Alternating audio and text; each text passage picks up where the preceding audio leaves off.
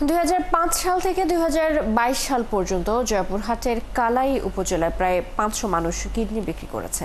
উপজেলার শতাধিক কিডনি বিক্রেতা বর্তমানে নানা ধরনের শারীরিক সমস্যার মধ্যে থাকলেও সামাজিক ও আইন শৃঙ্খলা বাহিনী ভয়ে হাসপাতালে চিকিৎসা করাতে পারছেন না। সম্প্রতি আন্তর্জাতিক একটি গণমাধ্যমে কিডনি বিক্রির প্রতিবেদন প্রকাশের পর আবারও নড়ে চড়ে বসেছে প্রশাসন ও এলাকার লোকজন। মোয়াজ্জেম হোসেনের তথ্য ছবিতে প্রতিবেদন।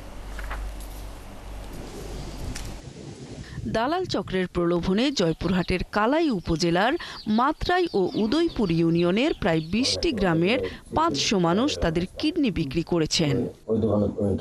ভুক্তভোগীরা জানান, পরিবারের সচ্ছলতা ফেরাতে কিডনি বিক্রি করেছিলেন তারা, কিন্তু এরপরও ঘোরেনি তাদের ভাগ্যের চাকা।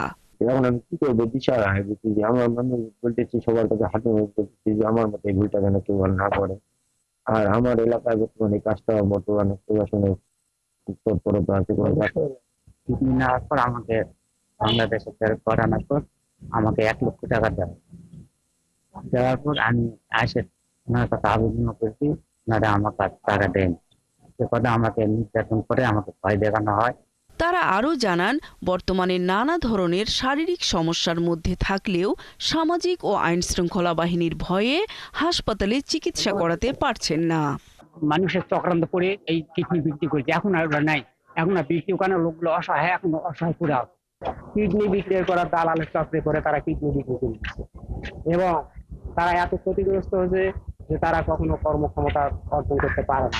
সম্প্রতি আন্তর্জাতিক একটি গণমাধ্যমে কিডনি বিক্রির প্রতিবেদন প্রকাশের পর নড়ে চড়ে বসেছে প্রশাসন ও এলাকার লোকজন। জয়পুরহাটে 32টি ইউনিয়ন আছে, সেখানকার কিছু মানুষ যদি অপরাধী হয় গোটা জেলাকে দোষারোপ করা ঠিক হবে না। এখানে কিছু দালাল চক্র আছে যারা মানুষের দারিদ্রতার সুযোগ নিয়ে সেই মানুষগুলোকে উদ্বুদ্ধ করে কিডনি বিক্রির একটি চক্র তৈরি হয়ে উঠেছে। এখন বর্তমানে ভালোই আছে অসহায় মানুষ, আগের দালালের খপ্পরে পড়ে কিডনি বিক্রি করতো, কিন্তু এখন সেটা নেই। যদিও পুলিশ বলছে 2022 সাল থেকে কিডনি বেচা কেনার কোনো তথ্য বা অভিযোগ পাননি তারা। আমরা তৎপর রয়েছে অতীতের মতো, সামনে যদি কোনো অভিযোগ আসে আমরা অতীতের মতো তাদেরকে আইনের আওতায় নিয়ে আসবো, তাদের বিরুদ্ধে মামলা নিব এবং তাদেরকে গ্রেপ্তার করে বিজ্ঞ আদালতে প্রেরণের যে আমাদের ধারাবাহিকতা অতীতে ছিল সেটি আমরা বজায় রাখবো। জেলায় এ পর্যন্ত 17টি মামলা এবং 61 জন দালাল ও কিডনি দাতাকে গ্রেপ্তার করেছে আইন শৃঙ্খলা বাহিনী। নূর তাজমিন নীর, 71। এই বিষয়ে বিস্তারিত জানাতে জয়পুরহাট থেকে আমাদের সাথে এবারে যুক্ত আছেন সহকর্মী মোয়াজ্জেম হোসেন। কথা বলবো তার সাথে। মোয়াজ্জেম, জানাবেন যে হঠাৎ করে কিডনি বিক্রির এই প্রবণতা বেড়ে গেল কেন এবং এই প্রবণতা ঠেকাতে প্রশাসনের কোনো তৎপরতা আপনার চোখে পড়েছে কিনা? ধন্যবাদ আপনাকে। আপনি প্রতিবেদনে যেমনটি বলছিলেন, আসলে জয়পুরহাটে যে কিডনি বেচা এটি হঠাৎ করে না। আপনি জানেন যে জয়পুরহাটে 2011 সালে বেচা কিনার মানে আলোচিত হওয়ার হাট নামে পরিচিত লাভ করেন। আপনি জানেন যে জয়পুরহাটে সীমান্তবর্তী এলাকা হওয়ার কারণে জয়পুরহাটে যে কিনার একটা সহজ রোড তৈরি হয় বলে এখানে যে মাত্রা ইউনিয়ন, কালাই উপজেলার যে মাত্রা দুটি ইউনিয়নে রয়েছে, মাত্রা এবং উদয়পুর, এই উদয়পুরে কিছু হয়তো দরিদ্র মানুষদের মধ্যে কিন্তু এই কিডনি বেচা কিনা কিন্তু শুরু হয়।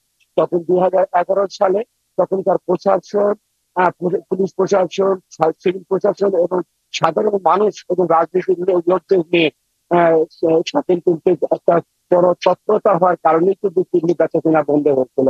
আপনি যেমনটি প্রতিবেদনে বলছিলেন যে সম্প্রতি একটি আন্তর্জাতিক গণমাধ্যমে বলা হয়েছিল যে 35% 1%, অর্থাৎ 35 জন মানুষের মধ্যে একজন কিডনি দেওয়া হয়েছে। এমনকি প্রতিবেদন হওয়ার পরে কিন্তু আমাদের যে স্থানীয় প্রশাসন এবং আমরা গণমাধ্যমরা কিন্তু আমরা এই বিষয়টা খোঁজখবর নিতে গেছি, তখন কিন্তু আমরা সরজমিনে গিয়ে দেখি কিন্তু আসলে চিত্রটা এতটা না। তবে এখানে যে কিডনি বেচা কিনা হচ্ছে বলা যাবে না, আবার হচ্ছে না এটিও বলা যাবে না। আপনি জানেন যে এখানকার যে কিডনি আগে যখন বেচা কিনা হচ্ছিল তখন একেবারে দালালের মাধ্যমে কিন্তু এটা বেচা কিনা হচ্ছিল। তখন কিন্তু এই কিডনি যারা বিক্রয় করে দালালের মাধ্যমে যখন তারা টাকা যেটা যে মূল্যে বিক্রি হচ্ছিল যখন টাকা পাচ্ছিলেন, তখন কিন্তু এইসব ভুক্তভোগীরা কিন্তু প্রশাসন, গণমাধ্যম কর্মী এবং যারা স্থানীয় যারা নেতৃবৃন্দ তাদের কিন্তু কাছে যখন ধর্ণা দিত তখন কিন্তু আমাদের গণমাধ্যমে এই খবরগুলো আসতো। কিন্তু এখন একটু বড় মুশকিলের বিষয় হয়ে দাঁড়াইছে যে যেই ব্যক্তিগুলো কিডনি বিক্রয় করে এখন তারাই এখন দালাল হয়ে গেছে। কেননা আপনি প্রতিবেদনে আপনাকে বলা হলো যে যাচ্ছে যে জয়পুরহাটের যে ভেন্ডি গ্রামের একজন কিডনি বিক্রেতার সাথে আমি কথা বলছি, তারা একই পরিবারের 3 জন নিজে দিয়েছে, তার ভাই দিয়েছে এবং বাবা, একই পরিবার, অর্থাৎ 3 জনই এই কিডনি বিক্রয় করে দিয়েছে। অর্থাৎ নিজেদের মধ্যে যখন কিডনি বেচা কেনা হচ্ছে তখন কিন্তু এই চিত্রটা আমাদের মাঝে কিন্তু আসে না, কিংবা প্রশাসনের মাধ্যমে আমরা কিন্তু জানতে পারি না। আপনি জানেন যে জয়পুরহাটে যেহেতু সীমান্তবর্তী হওয়ার কারণে যে মানে এই কিডনি বেচা কেনার কিন্তু প্রবণতাটা কিছুটা বেশি ছিল।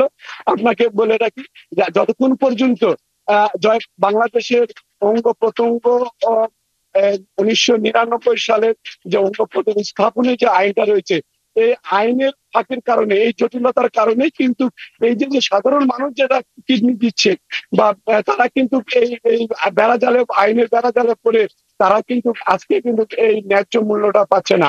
আমি এখানকার বিভিন্ন যারা কিডনি বিগত সময় যারা কিডনি দিয়েছে তাদের সাথে আমি কথা বলেছি, তারা যেটি বলেছে তারা কিডনি দেওয়ার পরে কিন্তু তারা শারীরিক ভাবে তারা কিন্তু ভালো নাই। আপনি জানেন যে গত সরকারের সময়ে যে দালালগুলো ছিল সেই দালালের কারণে কিন্তু তারা কিন্তু বেশি ক্ষতিগ্রস্ত হয়েছে। এখন আমি এর আগে যে প্রতিবেদন করেছিলাম সেই প্রতিবেদনে বলেছিলাম ক্যারেনা নামে একটা মেয়ের কথা, আর আজিজুল হকের নামে একজন হলো ভ্যান চালকের কথা। আপনাকে ধন্যবাদ। আমরা শুনছিলাম আপনার কাছ থেকে জয়পুরহাটে যে কিডনি বিক্রির সবশেষ খবরাখবর। আমাদের সাথে জয়পুরহাট থেকে যুক্ত ছিলেন আমাদের সহকর্মী, জানাচ্ছিলেন জয়পুরহাটে কিডনি বিক্রির সে খবর।